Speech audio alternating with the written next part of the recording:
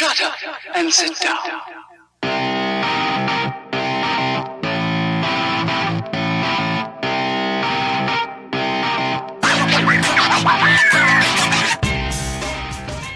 Hey everybody, it's the Takeover Tuesday podcast, minus Carlos Redlick today. He has other engagements, but we are lucky because we have Luis Congdon on the show today. I hope I pronounced that properly.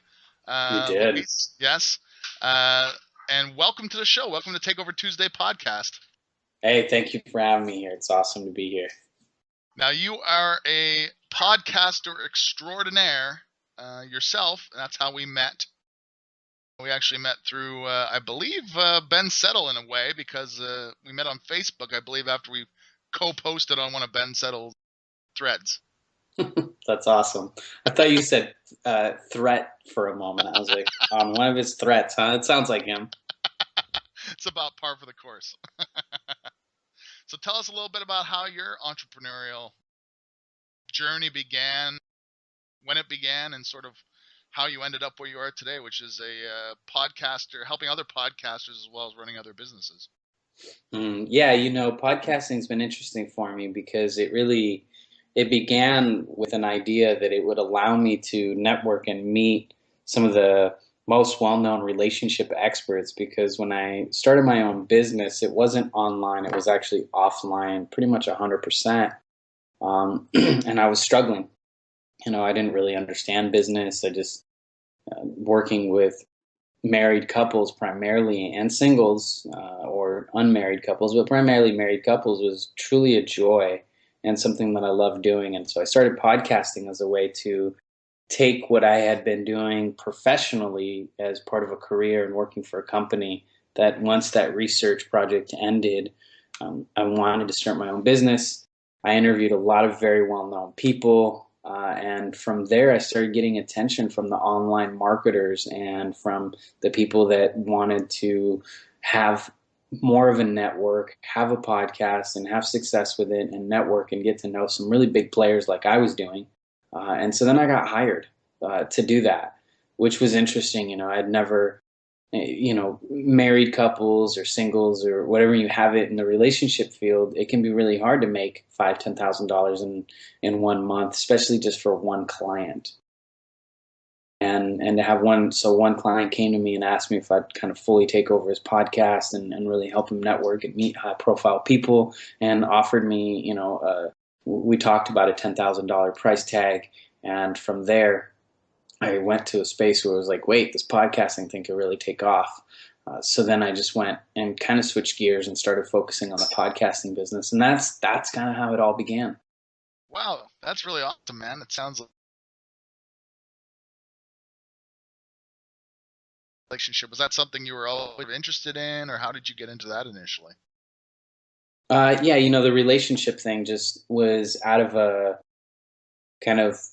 desire to understand what makes relationships last and try to understand love and have a lasting relationship for myself, because I'd never had that. Very interesting. Yeah, that sounds good. And that's part of you guys.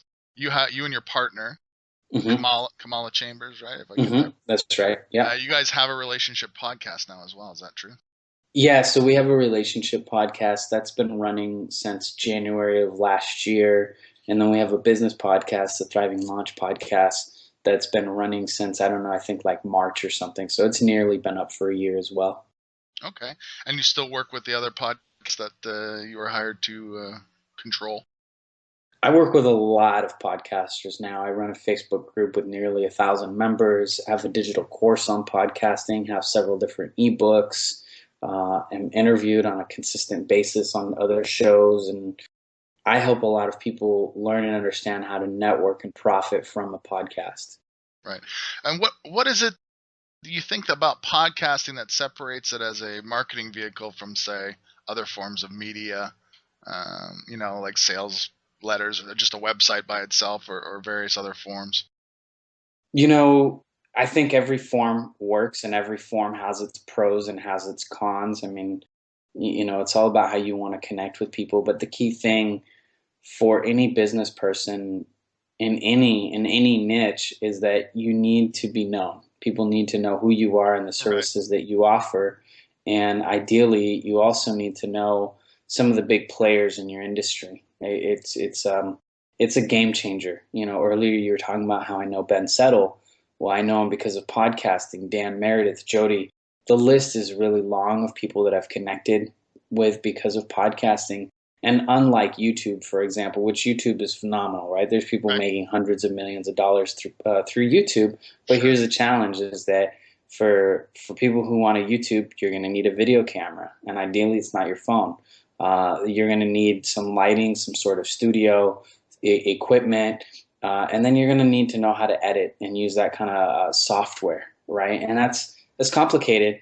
Now, there's people that are really young that are YouTubing that are crushing it and doing really awesome, but they still understand how to use the software and various other things.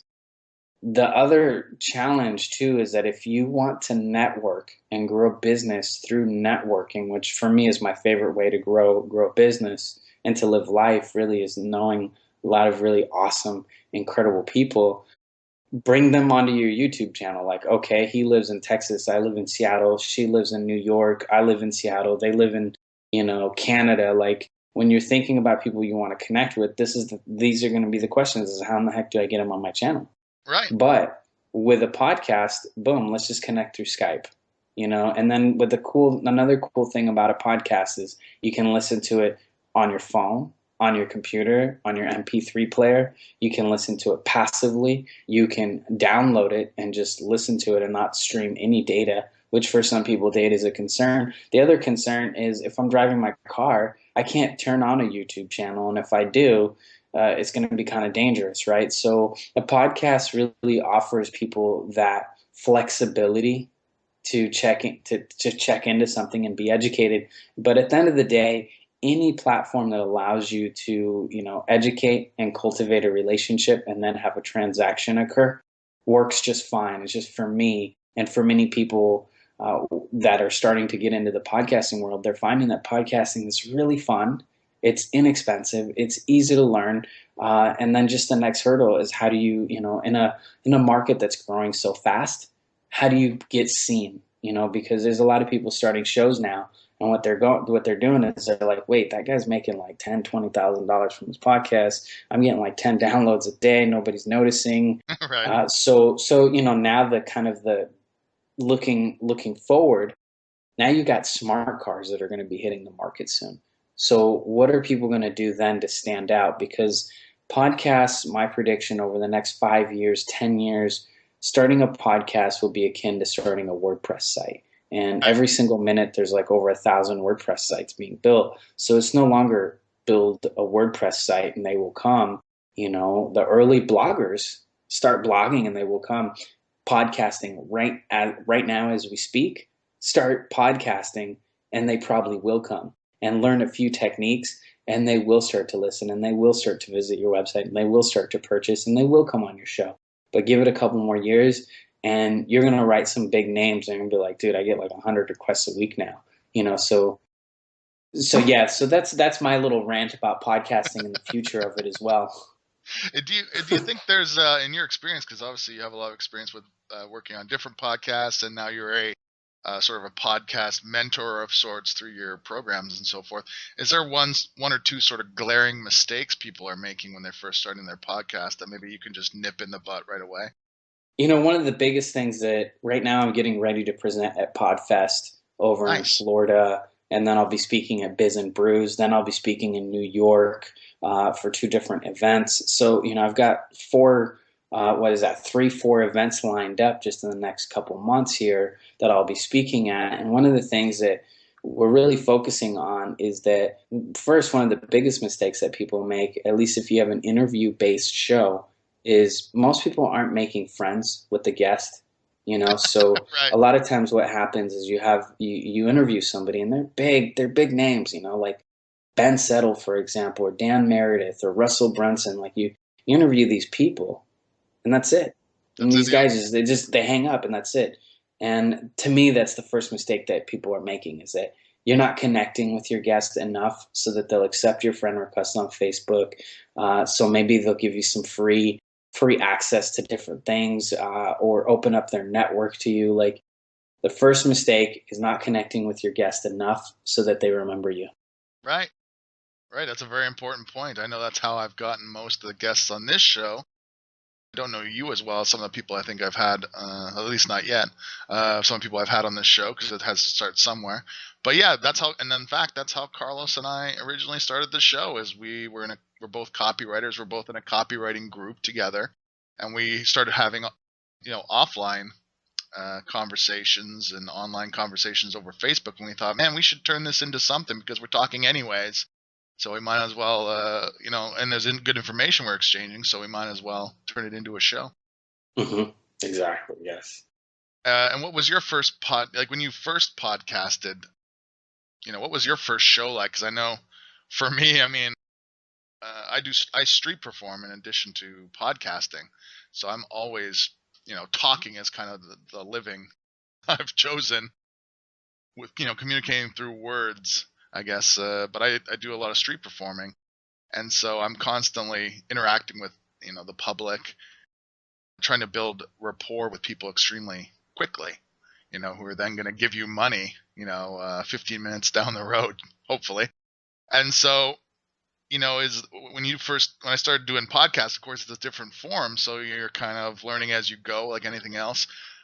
Is there tips for that first show maybe that you have for people where you're like, don't do this? I mean, besides having good audio equipment and stuff, I think, which is hopefully a given.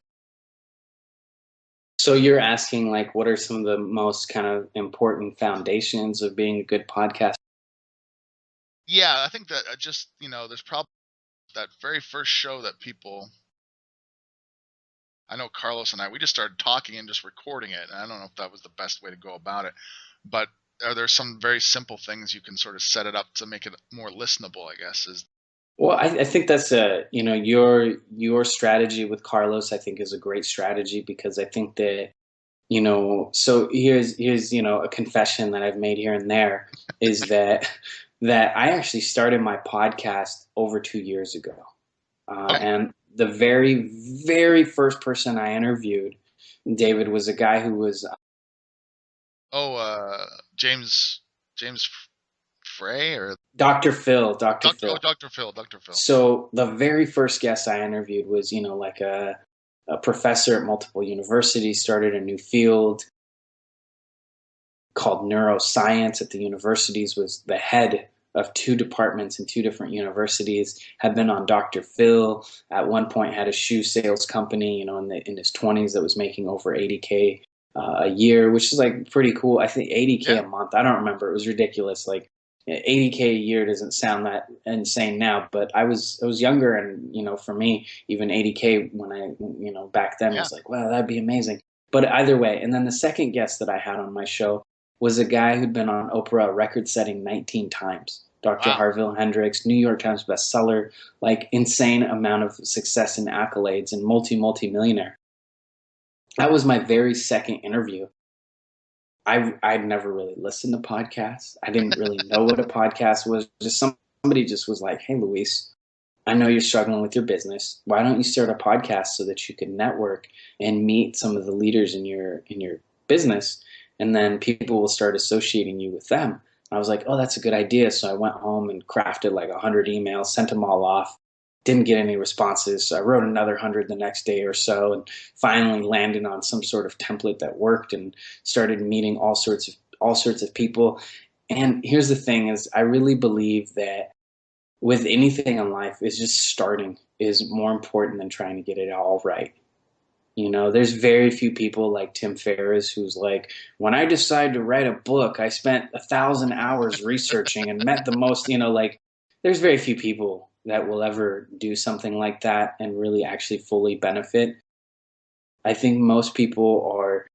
Don Miguel Ruiz, one of the guests that came on the show early on as well, Don Miguel Ruiz Jr., he said, when I wanted to learn how to speak, my dad had a speaking engagement in front of an audience, and I had told him like 2 days before this event that I wanted to speak. So Don opens up, talks to the audience for a little bit, and then says, okay, and holding today's seminar will be my son, Don Miguel Ruiz Jr., and please welcome him to the stage. And so people clap, and he steps off stage, and his son's like, crap, I got to go on there. And Don said, you know, like when I want to learn how to swim, my dad grabbed me and threw me in the water. Right. And I think that honestly is the best thing to do when you're starting, is just jump in. You know, you may not know what the hell you're going to do. Just jump in. If you have to, do some practice runs.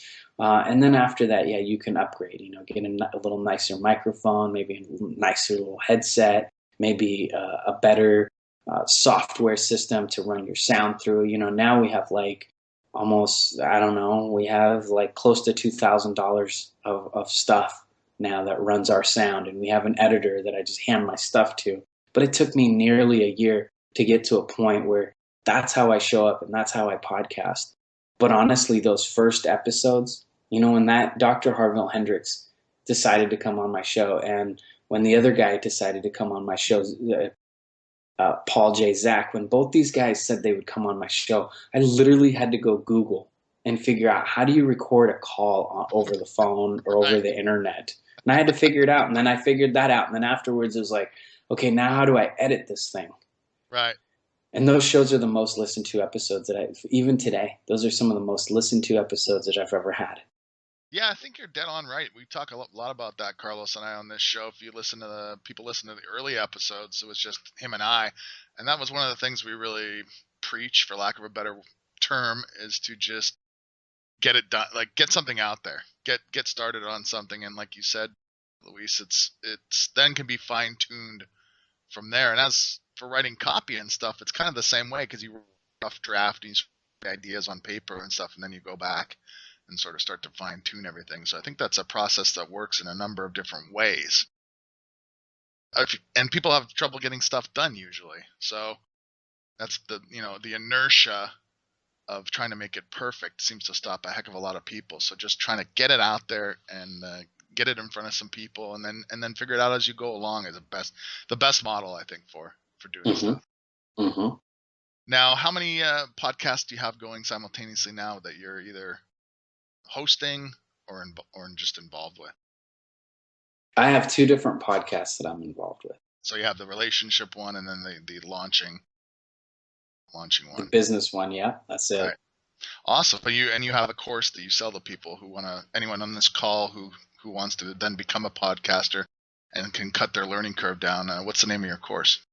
Yeah, you know, we have the Podcaster's Secret Weapon, which is a fully do-it-yourself, 24/7 login site, a Facebook group of nearly 1,000 people to support and coach you around the clock. I'm extremely active in there. We do giveaways, so it's kind of like an awesome mastermind. Right. And then the course that teaches you how to start a podcast, how to edit the podcast, how to grow the show, how to optimize your website, how to make money through your show, how to get sponsors and get paid per episode if that's something you want to do. It runs through the whole gamut of podcasting and people's kind of dreams and desires of in the world of podcasting. Right. That's great.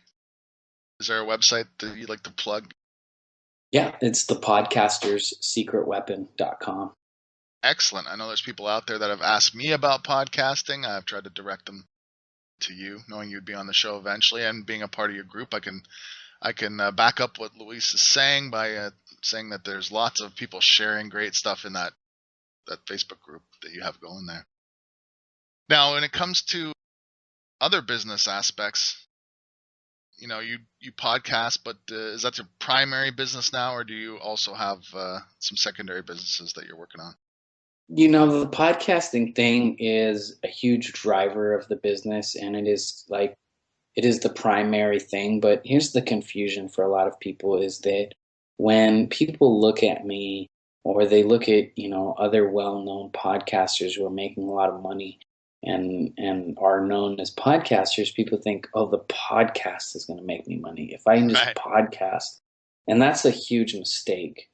Because the truth of it is that these well-known podcasters are using a podcast as an arm of their business in an incredibly successful way and in an incredibly high leverage way.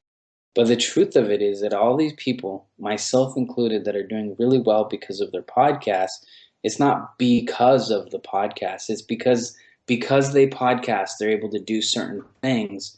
But the reason why they're making good money is because they have products, they have optimized websites, they have membership sites, and they know how to sell. And so at the end of the day, there are people that have something to sell, and they're marketers who know how to market, and they're using a podcast as an arm of their business that is incredibly leverageable, like for me anyways, unlike anything else, even though I am now going into YouTube and checking that out, and Periscope and other avenues to sell. The podcast is just an arm of the business. So we use Facebook in a very organic fashion to generate business. It works fantastically. And people go, oh, Facebook, that's the way to make money. Right. Oh, podcasting, that's the way to make money. Oh, YouTube. But a lot of times what it is that in each of these spaces, these people are having success, but on the that just looks kind of like the front end. But really the money maker is the services and the products they have to sell. Very few people will just straight up monetize their show. Very few people will just straight up monetize the YouTube channel on its own. And the reason why is, like Tim Ferriss, for example, or Joe Rogan, those guys could make a living off their podcast. Right. But I mean, those guys, their sense of making a living is probably different than what it is for you and me. I mean, those guys are making millions and millions of dollars every year. And so it's almost like their podcast is just another avenue of their business. It's not the business. Right.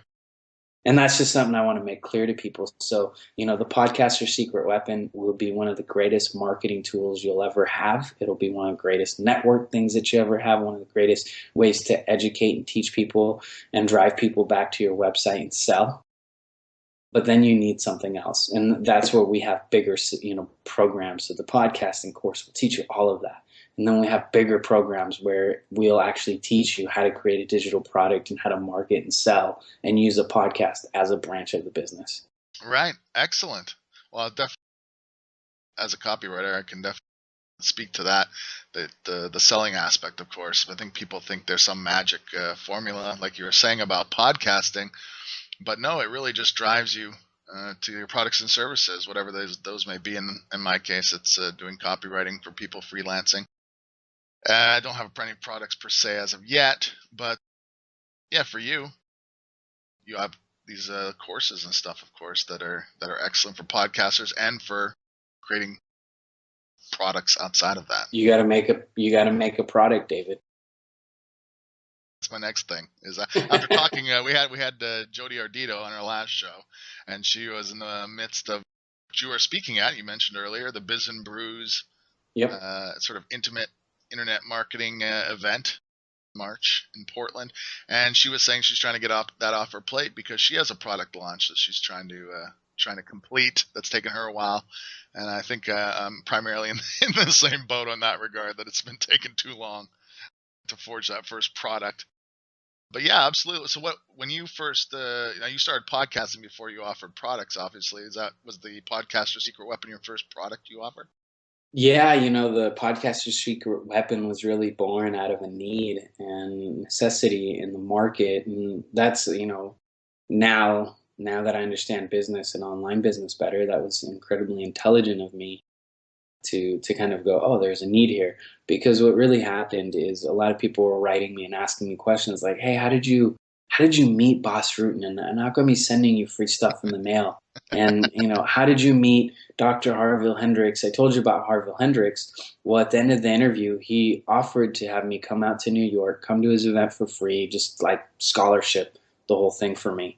Wow. Which was really incredible. And then after the event, I met and talked with him for a while. And then he said, well, hey, why don't you come down to Texas and help me run a class that I'm teaching? Awesome. We'll need you to translate for me, and we'd need you to kind of help and work with some of the Spanish couples because I'm bilingual. Okay. But that's an incredible, I don't have a PhD. I don't have a master's degree. And actually, you're supposed to be a clinician to do that work. But because of my experience and because of how I connected with him, I think that either he either assumed or he didn't really care because I had the accolades that said, look, this guy's bona fide, doesn't matter. Right. And so because of those things, people started asking me questions. And for a while, I started running things like it was a nonprofit. I'd be like, oh, you're asking that question. Here's my template. Here's what I use. Oh, you want to know how to get 1,000 downloads a day? Here's what I use. Oh, you saw that I got 2,000 downloads a day. Well, here's the new thing that I implemented. And after a while, I was like, okay, I'm kind of getting exhausted by being asked the same questions. And two, there's a business here. I'm living off savings to answer people's questions for free. No. So I put a product together, which was great because now people write me and ask me a question. I'm like, cool, man. It's $4.97. You can go get all the answers you want plus more, and it'll save both of us time because I've got 10 other people asking me the same question. Right. That's awesome. No, and it really does save your time because you sort of have figured it out in the midst of, which is getting those same questions over and over again. There's a need there. There's a need for to fill that space. Now, when it came to the actual products and stuff, then you figured out you needed different levels of products going forth beyond that, I guess. Mm-hmm. Yeah, definitely. I mean, this is one of the things that Russell Brunson talks about is having a value ladder. And this is something that Dan Kennedy talks about as well, is that if you're going to run a really highly profitable business, let's say you're in the hair business, you cut hair. Well, ideally, you don't just cut someone's hair. Like someone comes in, gets a haircut, and then you say, hey, do you need some products for your hair? Yeah. So it's kind of the same thing. Someone comes into the podcasting business, wants to start the show. Next thing is like, they're looking for guests. I've got a lot of connections. Next thing is they're looking to be on podcasts. I've got a lot of connections.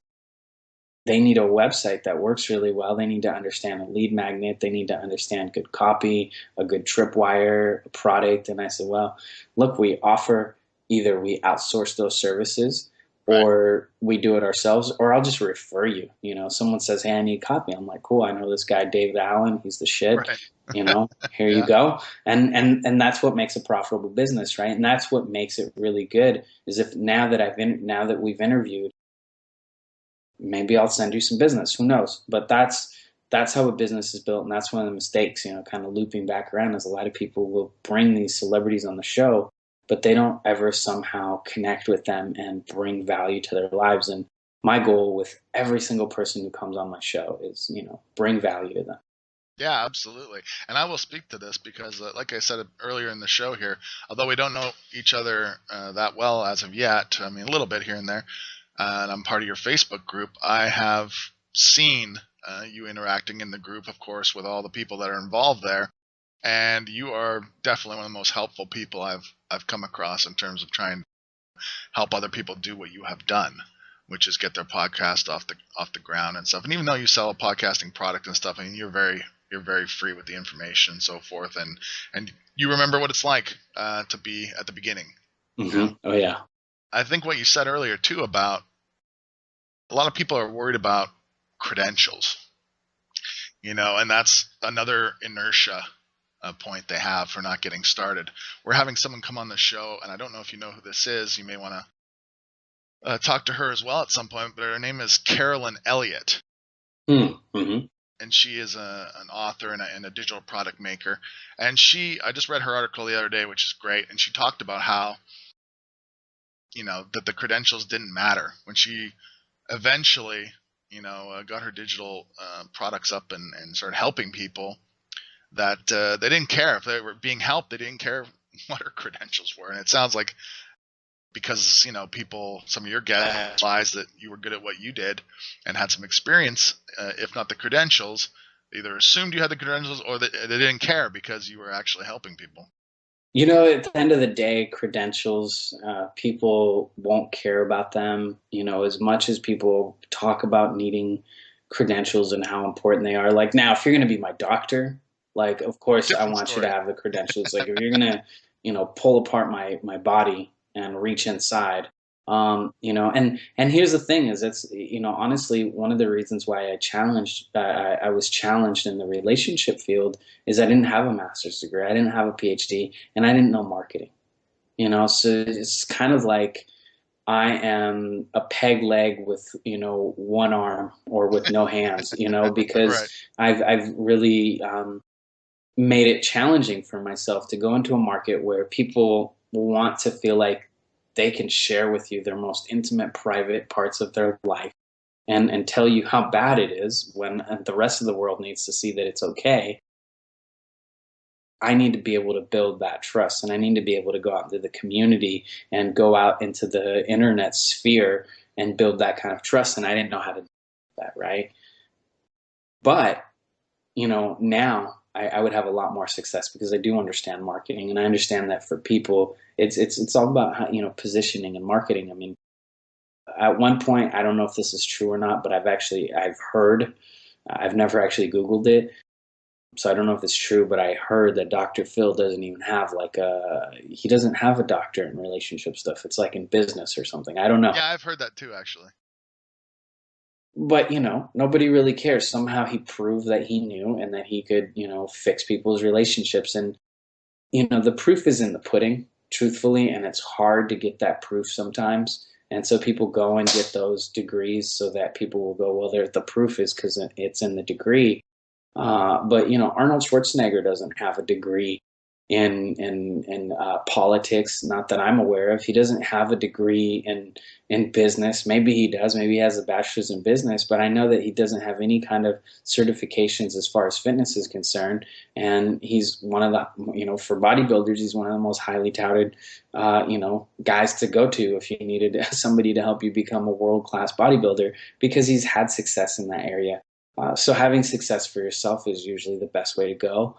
But here, at the end of the day, like what you're doing, David, is as a copywriter, you're helping people put that down in a way that then people go, oh, that person has had success.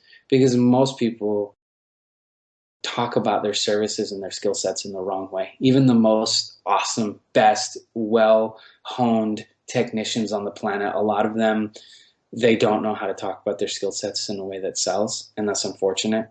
And that's where a good copywriter is handy. I mean, I've made friends with some of the best copywriters for that reason. Right. No, that's very true. I think, and even though when you're in this field too, you run into a lot of copywriters too, who don't.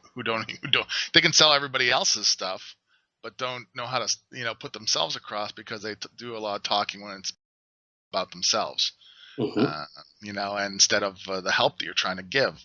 I mean, you've talked this whole show about, how it is you're helping other people and how you've been invited to help even more people by the people that you've brought on your show. And I think that's really what it's all about. It's I know Carlos, when I first met Carlos, when we first started doing the show, Carlos had the goal of helping 1 million people in 2016. That was like something he'd put out very publicly as a goal for him to just let me help you get what you want. And because in turn, I think everyone who gets it sort of understands that you help people get what they want, you will get what you want. That's right. That's sort of that age old, I don't know if it's a rule, but sort of maxim, I guess. Mm-hmm. Yeah. Helping other people. It's really not, everyone thinks they want to get money and stuff, but it's really a side product. Helping other people be successful. So what sort of goals do you have upcoming for yourself, Luis, and your podcast and your podcasting empire, businesses? I have a variety of goals. I mean, one is we'd like to buy some property and build a home on it. That's one of the goals that we have for this year. We'd like to do some more speaking events and some more paid speaking gigs. We'd like to, here's something, and I'm excited for this to change, but the conversions on our websites have not been as high as we'd like them to, Okay. And that's something that if you're in the marketing world, that's something that you want to grow. I don't come from the marketing world, and to go from zero knowledge and nothing in the online space to, making over 10K a month has been really awesome for me. Right. But I've had to put a lot of just elbow grease into it. I figured out a way to use Facebook in a really organic way to grow the business. I used the podcast to network like no one else and meet some of the most well-known people in the business. But the challenge, the next challenge that I'm really excited about is now having a really optimized website and having more of that kind of passive income. But a lot of people don't understand that passive income means a lot of freaking work up front. Right. And so now I do have several passive income streams, and they bring in some money, and now it's let's optimize the website so our conversions are really freaking phenomenal.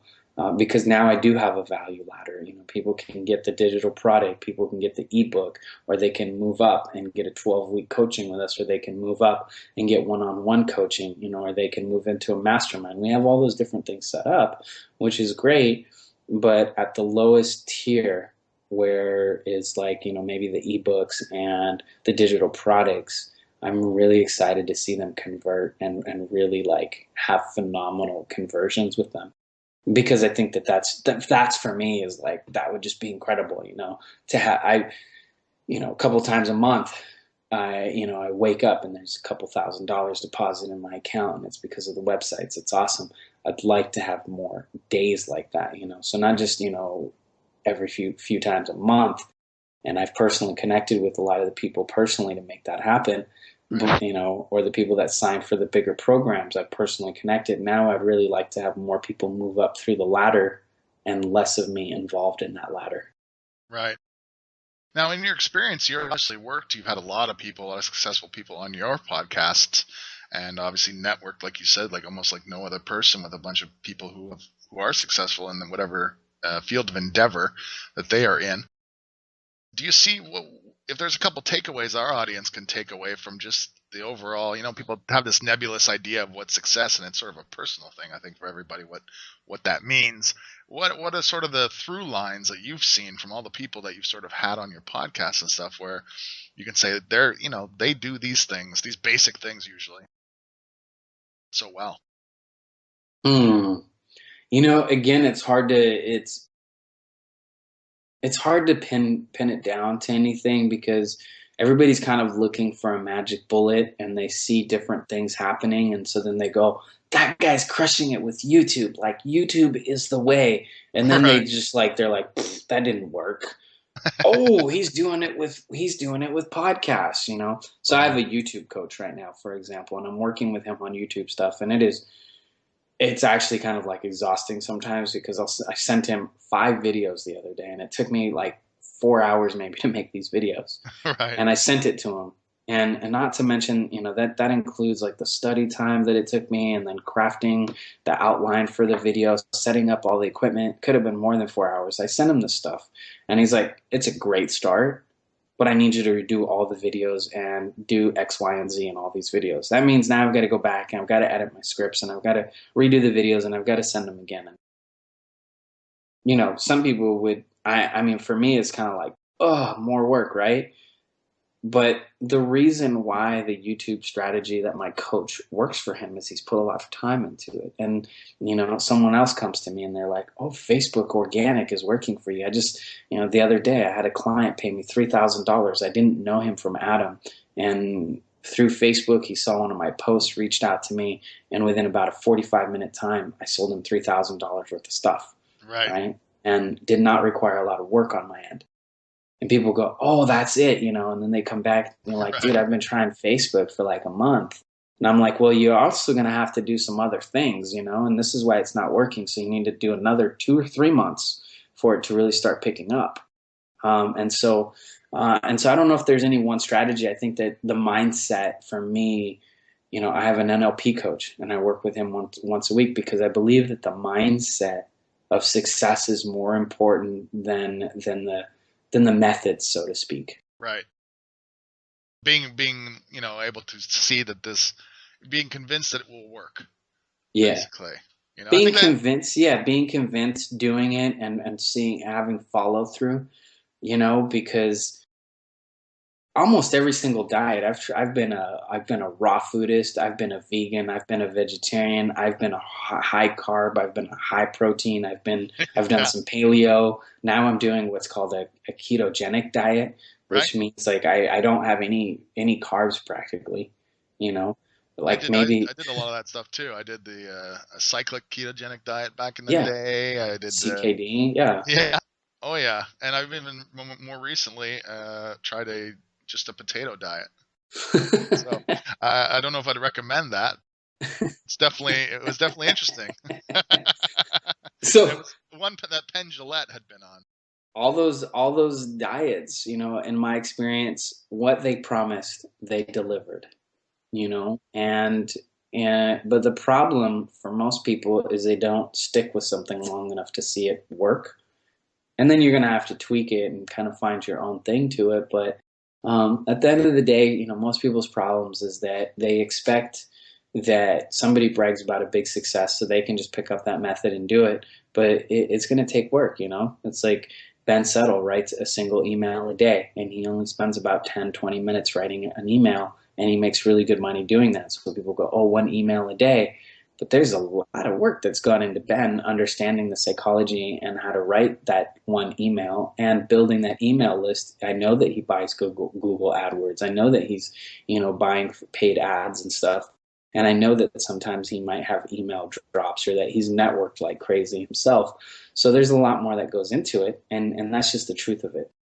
Yeah, I think it's just another reinforcing of they say an overnight success takes 10 years or more in the making kind of thing.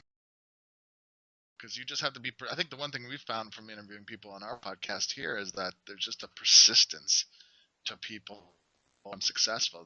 They're the ones that don't give up, who don't jump from thing to thing. They just continue to almost like slowly, if you will, churn out stuff on a daily basis, incrementally stepping their way. Mm-hmm. The success, it's there's a very famous copywriter named Eugene Schwartz, which I'm sure you've probably heard of. And he gave this very famous speech. I think that's on video.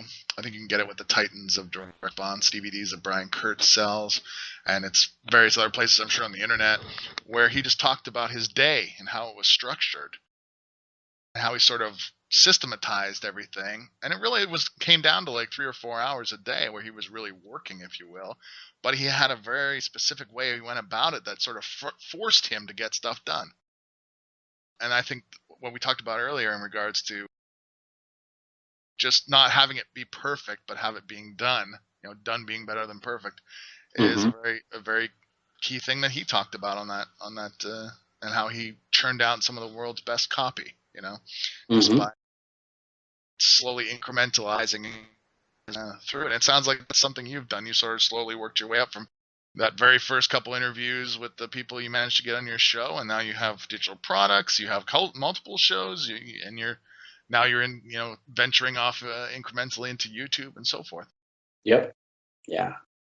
So how can people get a hold of you, Luis, if they want to do their own podcast, or they want to just get some of your products and start off on the right foot? Because I think that would be a good idea.